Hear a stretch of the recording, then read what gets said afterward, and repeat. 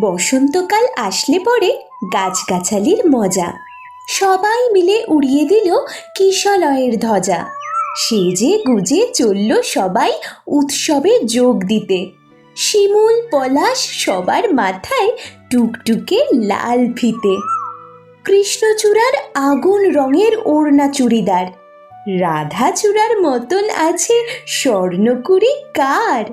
জারুল পারুল ভাই বোনেরা করছে কি হাঙ্গামা, ওদের যে চাই গোলাপি আর বেগুনি রঙের জামা। আলোক সজ্জা নইলে কি আর এমন শোভা খোলে, অমল তাসের ডালে সোনার ঝাড় লণ্ঠন দোলে।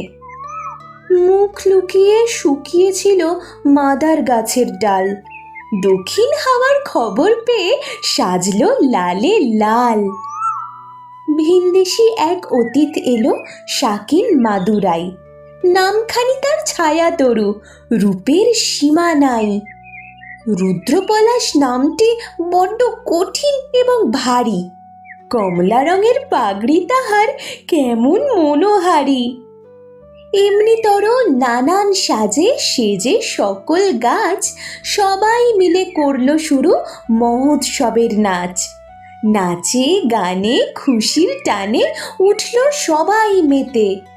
কেউ দেখেনি দূরের মাঠে কে ছিল ওত পেতে। হিংসুটে এক কালবৈশাখী হঠাৎ এলো তেড়ে, ঝাঁপিয়ে পড়ে গাছগাছালির শয্যা নিল কেড়ে। ফেললো ছিঁড়ে নতুন জামা, ঝাঁকিয়ে দিল চুল, পথের ধুলায় লুটিয়ে দিল সদ্য ফোটা ফুল। ধ্বংসলীলা সাঙ্গ করে উধাও হলো শেষে। কেন এমন দুঃখ এলো হাসি খুশির দেশে? আসলে কি এমনি করেই জীবন ধারা বয়, সুখের ভীষণ কাছেই থাকে দুঃখ পাবার ভয়। ফুল ফোটানোর মাসেই আসে কালবৈশাখীর হানা, বিপদ কোথায় লুকিয়ে থাকে যায় না তাকে জানা। তাই বলে কি শিমুল পলাশ ফুটবে না আর কাল? রাত পোহালেই উঠবে ভোরে কৃষ্ণচূড়ার ডাল।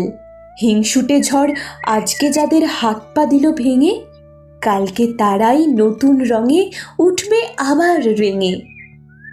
না হয় আবার ঝড়ের হাতে দুঃখ পেতে হবে, ফুল ফুটিয়ে যাবেই তারা বসন্ত উৎসবে।